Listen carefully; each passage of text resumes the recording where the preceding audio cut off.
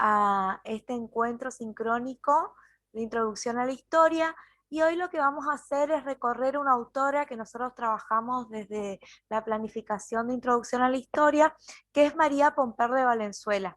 María Pomper de Valenzuela fue profesora, doctora en historia en la Universidad Nacional del Nordeste, recibió su doctorado con su tesis en historia sobre la nueva corriente historiográfica, la nueva escuela histórica, y recibió su calificación de sobresaliente, es hoy ya miembro jubilado pasivo de la facultad de la universidad, y nos deja un trabajo muy interesante que es un recorrido sobre lo que es introducción y teoría en la metodología de la historia, que es un manual de historia que se utiliza se ha utilizado en su momento en la universidad, que fue editado por ella y por sus catedráticos que acompañaban su espacio curricular, y que nosotros vamos a utilizar hoy para trabajar el capítulo 1, que habla sobre la historiografía, y vamos a recorrer de manera general y muy sintética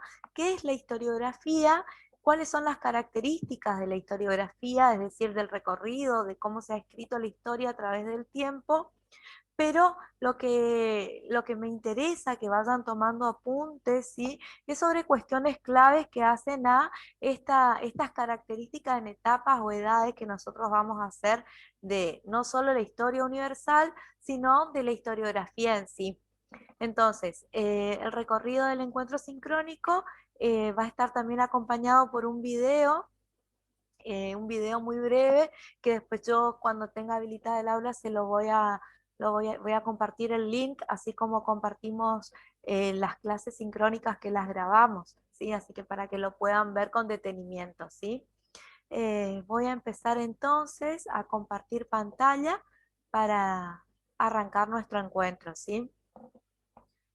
Eh, Esto estoy queriendo correr acá.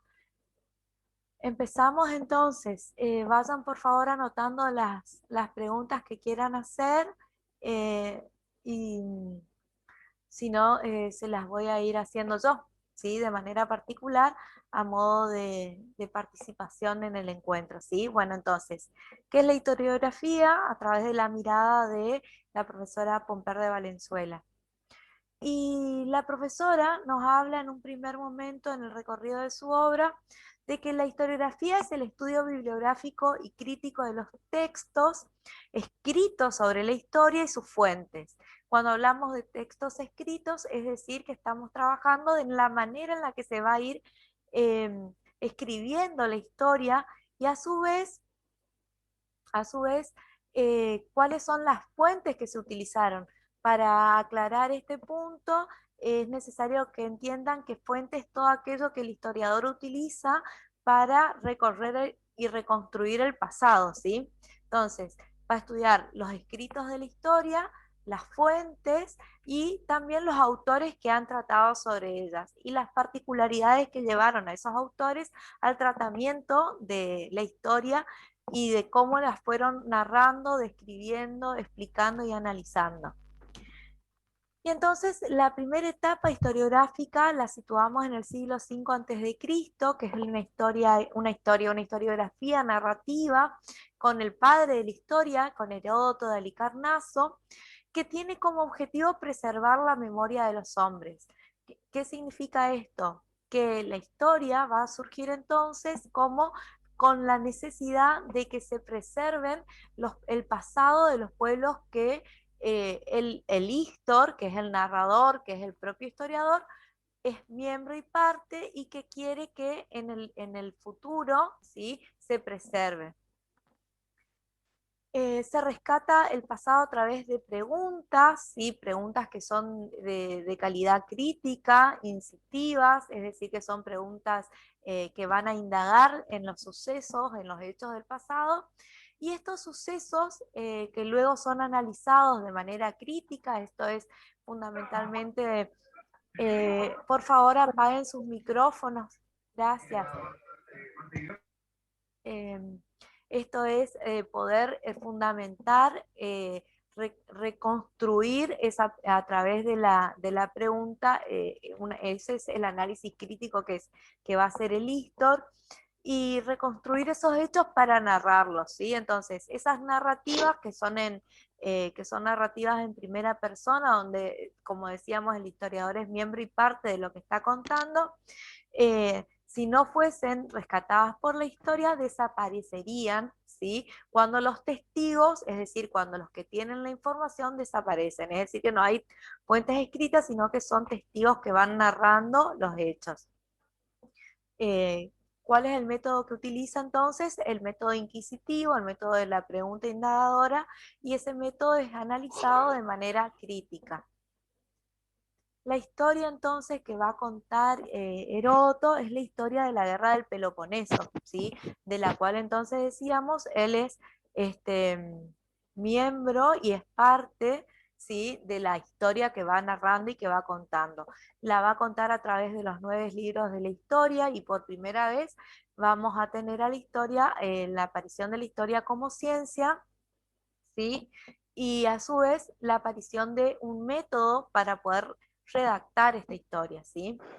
Ese método se va a ver entonces perfeccionado, y yo nunca hablo de que una historiografía viene a criticar a la otra, sino que la historiografía siempre suma a la otra, ¿sí? Intenten, por favor, no, no intervenir en la proyección para que no se vea plasmado en la diapositiva. Eh, esto que estoy diciendo es que la historiografía siempre suma una visión diferente a la otra, ¿sí? Más que criticarla o refutarla, lo que va a hacer es sumar nuevas perspectivas. Y la primera suma es la suma que la hace Polibio de Megalópolis a través del método de autoridades. Entonces, lo primero que nos preguntamos, ¿qué son las autoridades? Y las autoridades decimos que son aquellas personas que han dejado fuentes escritas que se refieren a los sucesos, ¿sí? Entonces, esas fuentes escritas entonces van a pertenecer a las autoridades que van a ser la fuente necesaria para la redacción de esta historia narrativa, sigue siendo una historia narrativa. Y esta mirada se va a extender a toda la visión de la historia del helenismo, ¿sí? Y con ello aparecen también la visión de la historia universal, es decir, la historia que nosotros conocemos, la historia que estudiamos en la escuela, ¿sí? La historia dividida en edades o etapas, taxativamente dividida por hechos o sucesos que han marcado a las sociedades humanas y que son rescatados por los historiadores, ¿sí? Entonces, esa manera de ver la historia de manera universal y general, por supuesto que siempre es una historia occidental, eh, es la que aparece aquí, ¿sí? Con esta primera etapa de la historiografía. La historiografía romana como segundo peldaño de análisis dentro de la obra de la profesora nos sintetiza un poco el hecho de que la historiografía romana en realidad no hace grandes aportes, sino lo que va a hacer es adoptar la mirada narrativa, el método de autoridades de Heródoto y de Polibio para hacer historia, pero lo que va a hacer es, a través de la historia, resaltar el orgullo nacional, encontrar en la historia el fundamento o sustento de un imperio, ¿sí? Entonces siempre son historias fabulosas, siempre son historias que van a rescatar entonces héroes del pasado y un pasado en común que transmite, ¿no es cierto?, la supremacía de Roma por dentro de los otros pueblos o por encima de los otros pueblos. Tenemos autores aquí como Tito Livio con su historia romana, Tácito, Suetonio, Plutarco, todo esto en el siglo III. Con la aparición del cristianismo se van a unificar los criterios cronológicos, introduciendo al Dios, al único Dios, que es el Dios cristiano, en la visión de la historia, y se lo introduce como creador de la universalidad y como providencia de la misma, ¿sí? Entonces, cuando hablamos de providencia, hablamos de que es fuente generadora de vida, ¿sí?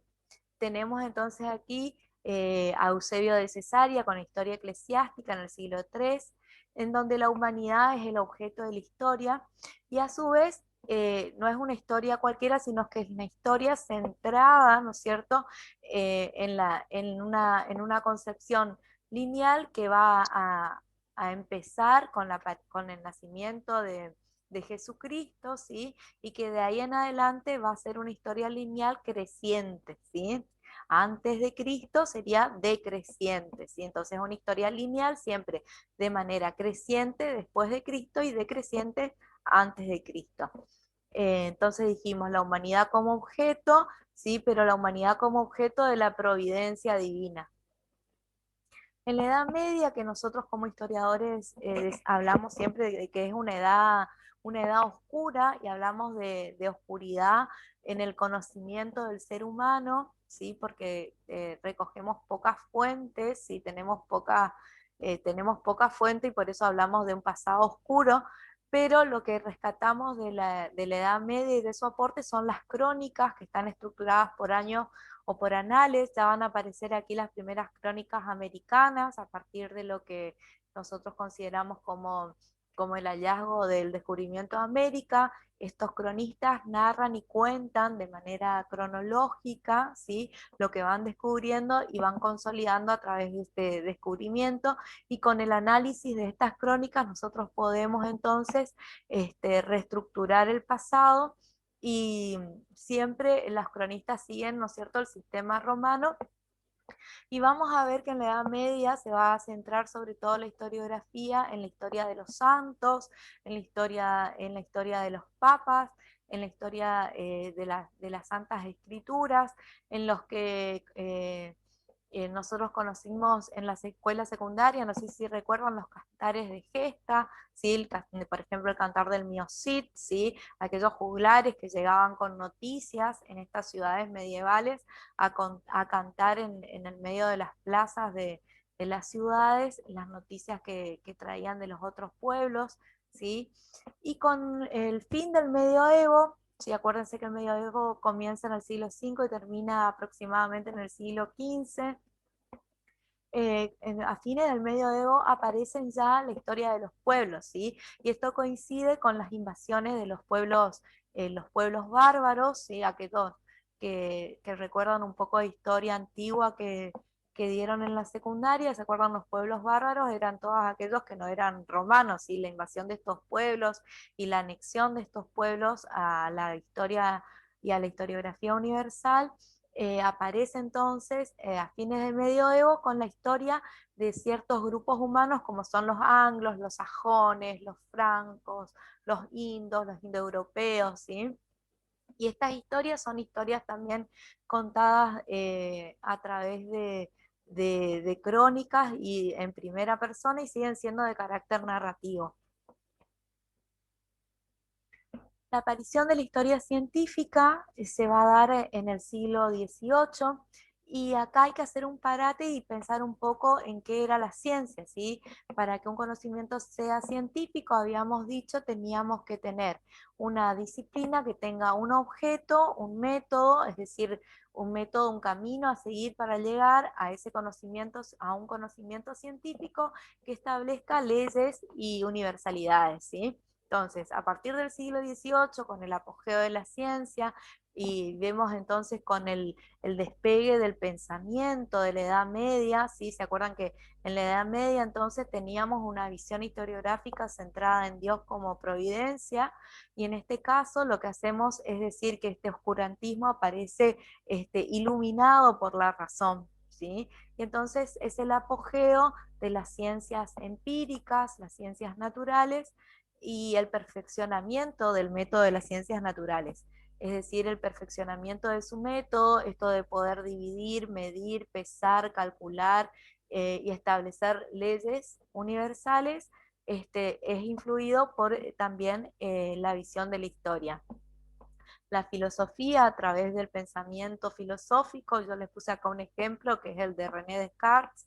¿Se acuerdan la famosa frase pienso luego existo, y su planteo hacia la historia, en donde él observa que la historia no es una ciencia, porque la historia está centrada en leyendas, en creencias, en mitos, en exageraciones, ¿sí? Como pasaba, por ejemplo, con la historia de Roma, ¿sí? Es decir, que está centrada en falsedades, y que para qué este conocimiento sea científico, debía seguir, ¿no es cierto? Entonces, un método que acompaña al conocimiento científico, ¿sí?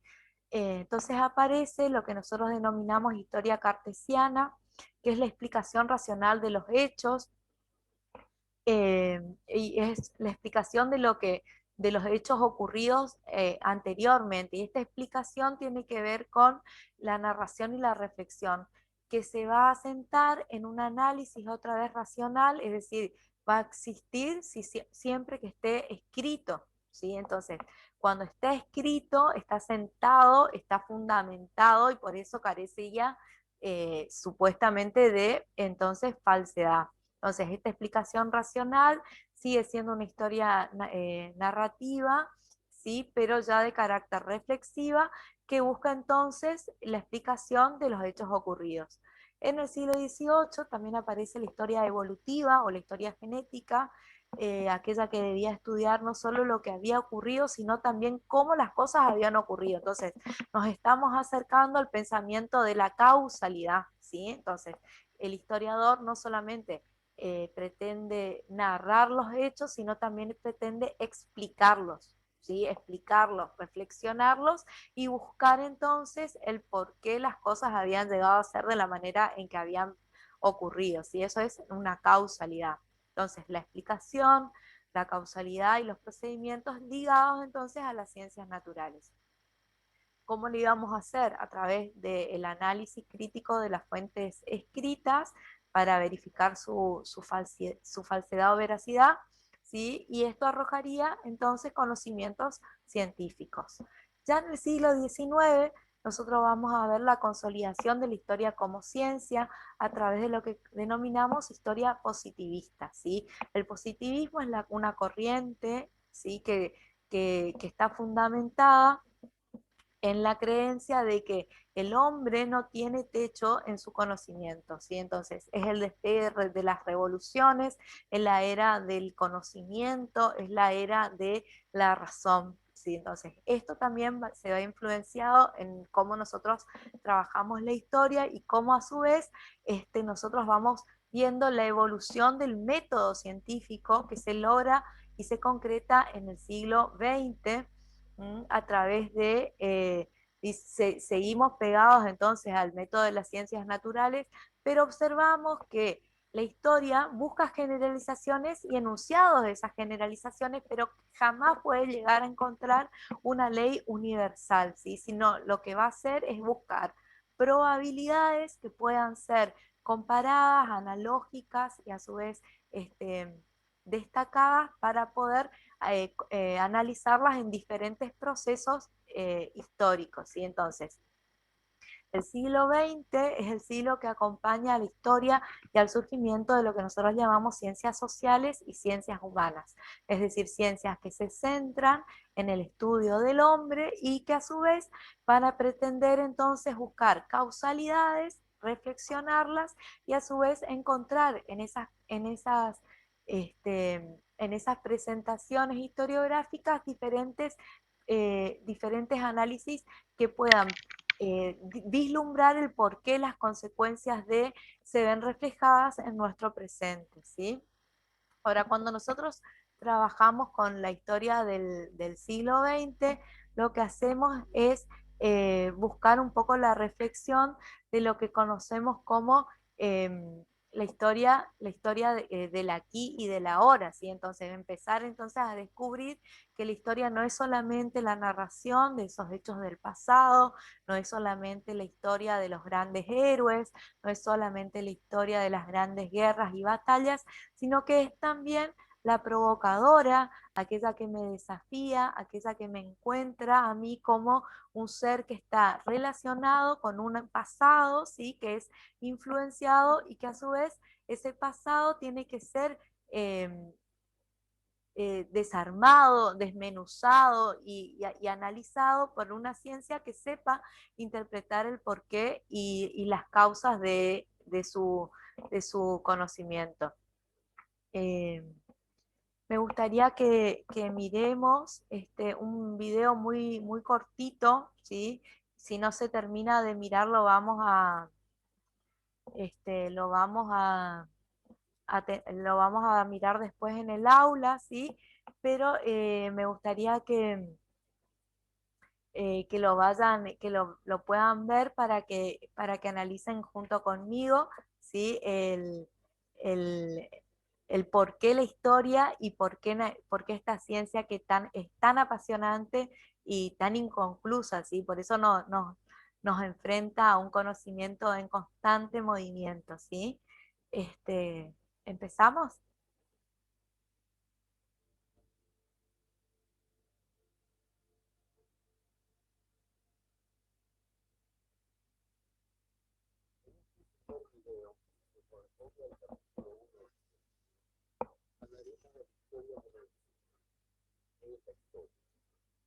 La historia es el relato de los acontecimientos, básicamente es una sencilla, básica, que yo creo que resume la idea fundamental. La historia es la narración de aquello que ocurre.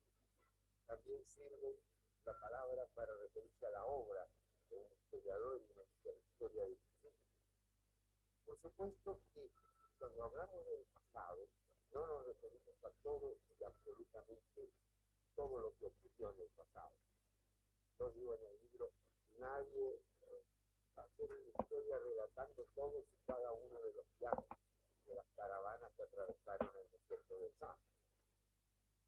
Hay un trabajo de selección, hay un trabajo más que el de dar forma a un relato, a una narración de aquello que ocurrió. ¿Por qué? ¿Por qué necesitamos esta historia? Lo necesitamos porque la historia... Profesora, no se escucha bien. ¿No la pueden escuchar bien? No, yo no, de acá. No se escucha nada, profe. Pero qué lástima. Bueno, no importa. Yo les voy a compartir el link para que ustedes lo miren y lo puedan disfrutar en sus casas y sobre todo para que vean cómo la historia es trabajada a partir de las universidades también, ¿sí? Que es de la misma manera en la que están trabajando ustedes, ¿sí? Entonces, sobre todo esa perspectiva quería que ustedes que Doctor, analicen y la puedan entonces despegar y encontrar, ¿sí? ¿Sí? ¿Alguna pregunta? Ya estamos sí, casi en ese tiempo video, también, pero qué macano. disculpe que le Sí, interrumpa. sí, por favor. Ese video me parece que nos mandaron en el introductorio, si También, no me equivoco. también, Ah, sí, sí, Lo ya había lo visto. vimos. sí. Los van a O ver en sea, lo varios vimos. capítulos. Perfecto, Sobre la Sí, historia. es un perfecto. tiene capítulo uno, 2 y Sí, 3. sí, sí, sí. Así que bueno, la verdad es que a mí me encanta verlo a Rabín siempre porque él es director de tesis, así que de los doctorados, así que es una eminencia para nosotros estudiarlo en Latinoamérica, ¿sí?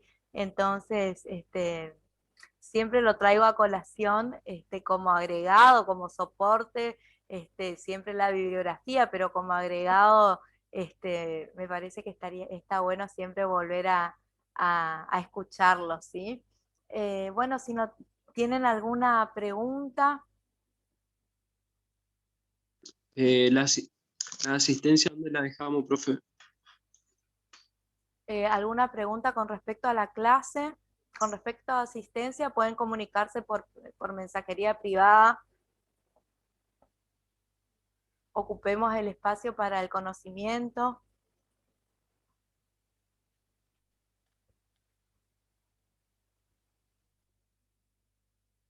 Bueno, espero que hayan comprendido la clase, ¿sí? Y los invito a que todos los encuentros sean reflexivos, porque después vienen los parciales y la verdad es que está bueno que sean acompañados por las reflexiones constantes y permanentes de la lectura, ¿sí? Entonces es importante que puedan ir participando y que puedan ir entonces entendiendo